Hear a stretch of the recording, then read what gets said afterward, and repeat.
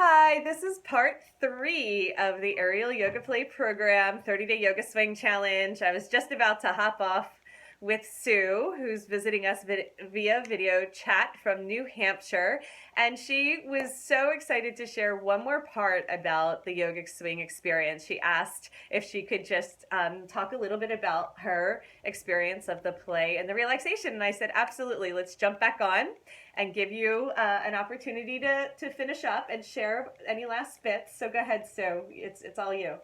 I absolutely fell in love with the relaxation part of the swing. In cocooning, I was in my element. I found it so easy to relax.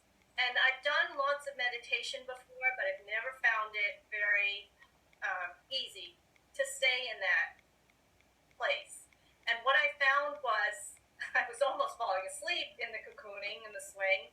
And I found that I was able to easily get into meditation, and it just made me feel so connected and so good after I came out of that I ended up doing that more often on a frequent basis. Almost every day, I would either do the cocooning in the swing or I would swing in the swing. Mm-hmm. It just pushed off the entry wall, and I let the glass sliding door open, and the breezes came through, and I was just in my state. This is perfect. This is more than I would have wanted, could have ever asked for, was to have such a relaxing situation in using my swing. And I could go back and do it anytime I needed. I sometimes did it at night if I had trouble falling asleep. I would just rock myself to sleep, and it was so much fun to play in the swing. I felt like a kid again. Exactly. Yeah. So for those that are visiting us via the video here, so there is a practice with the swing called cocooning, where it's like a extended floating shavasana. So you get in the swing and it expands and you can fit your whole body in there. You put it over your head and it's like being back in the womb. And they're leg loops, so you can extend your legs, or you can curl up into a ball and kind of harness the energy like you're back in the fetal position. And what I found is that doing meditation in this rocking swaying motion is incredibly soothing for the nervous system, and it'll naturally boost your immune system and rebalance the hormones, and has all these incredible side effects. And I'm currently doing some neuroscience studies and doing some research for data collection on the effects that this has both on the brain function as well as the heart rhythms and the coherence of the heart.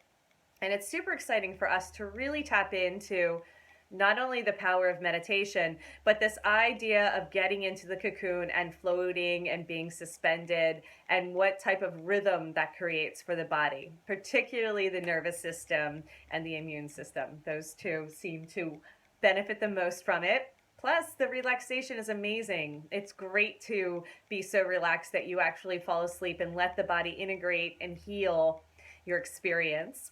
There's two versions that I offered. I offered a rest in day 4, just so I didn't like hold out for the very last video. You know, it's like the Cracker Jack box and you get the prize at the end. But really, I wanted to give people an experience of the restorative as well as the therapeutic, and then there's dynamic strengthening, and then we do acrobatics. So I did add just one little flip in there, just so people could get a sense of what we could do with the swing. But we have a whole advanced acrobatics program too. But for me, what I wanted to give people is an opportunity to experience both the restorative and the therapeutic nature of the swing, which is what we do with Cocoon. And harmonious, that's what I feel when I'm in that swing. I just feel like everything's right with the world. Beautiful. So talk a little bit more about the play too, because you said this when we were doing our test video, making sure the volume worked. So tell me about your experience of thinking that this was just play and fun, and the importance of that, but then also the surprise of how therapeutic it was for you, and that combination of play plus therapy. It's an excellent combination to have play with therapy, because you don't take the therapy part so serious, because you know that there's always play on the other end. If you feel like this is too much or you're overwhelmed, you can always just go back into relaxation periods by either cocooning or swinging on the swing, and have some rest time, some downtime for recouping, which I used a lot of times, and I think that's when Jen does that swagger or chillaxin pose. That's how I felt. It kind of gives you a little time in between each pose to just relax and to regroup. And I just really enjoyed, every day I would sit here at my computer and I'd say, oh, it's time to go do the swing. It's time to go have fun and go play. And it just made my day so happy that I just was wanting to share it with my friends. And so I got my friends over and I said, you have to try this out. And they were just like little kids on the swing or cocooning. They were so funny. They were in a happy place so quickly. And I said, that's what it does to me, and I'm glad it does it for you. And it was delightful seeing the transformation in their whole persona of how they felt. Yeah. And I said, this is magical. Yeah, and that's what I love about it. I call it awakening the courageous inner child that wants to come out and play, that can be curious. You know, one of the best things we can do for our brain is try something new every day. When we actually use the body in a different way, it opens up new neural pathways, and that really increases the amount of blood and oxygen going to the brain, as well as doing the inversions. So it's so good for our hearts, our minds, our souls. And I called it aerial yoga play back in the day with the parent project, the Quantum Playground, because I really do want to build adult playgrounds and teach physics through play. And this idea that there's infinite possibilities and ways that we can play, and that adults need to play more. But also this is a way for us to get into shape and to be fit and have fun and be spiritual. Like, this is my spiritual practice. You know, this is what awakens my soul and connects me to that inner child. Now, I'm renaming the regenerative therapeutics module. This is module 2 that I'm working on right now. It's the new manual called AYRx. So Aerial Yoga RX. So I added the RX, and the AYRx is a great acronym as opposed to AYP. But AYP, you just add like a little swoosh at the end and it turns into an RX.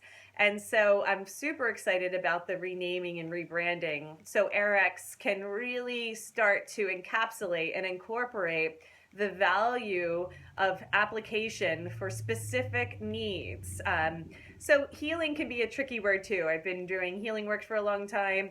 So I like the idea of integration and activation and some of these other words that we can really benefit using this swing while having fun, because healing can get so serious, you know, we can get so tight around it.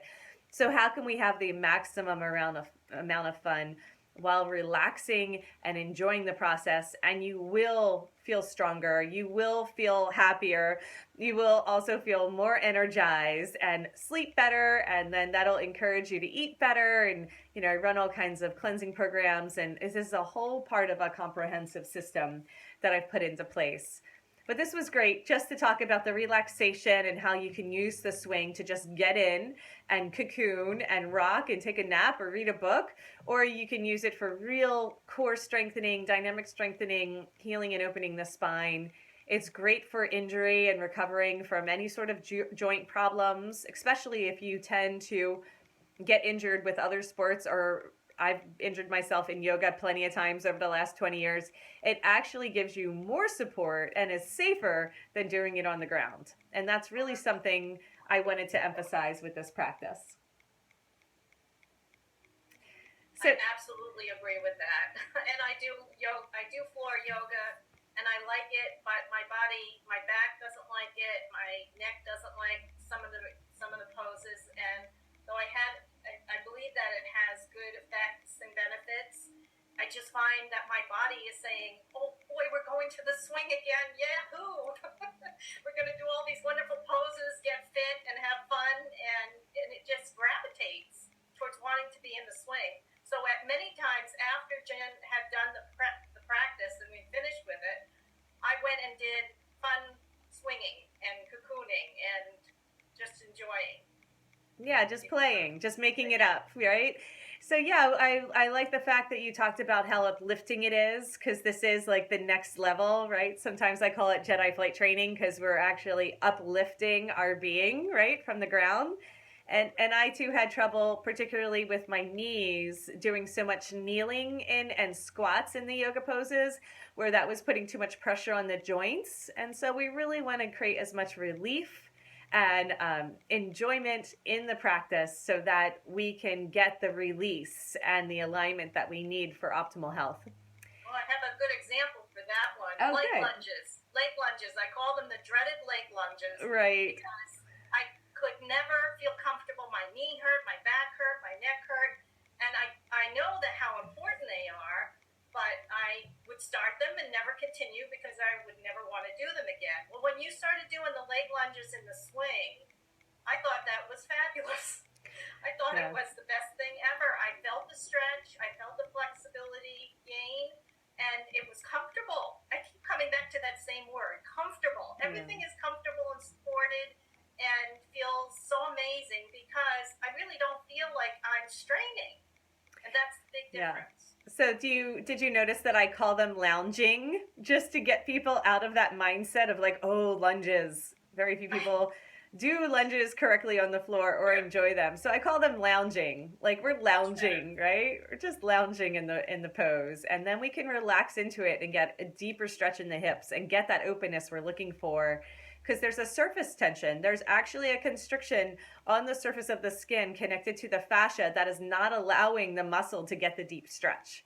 So we have to be comfortable and relax enough into it. So I call it engaged but relaxed, and finding that sweet spot and that balance between the two so that we can get the maximum benefit with the swing.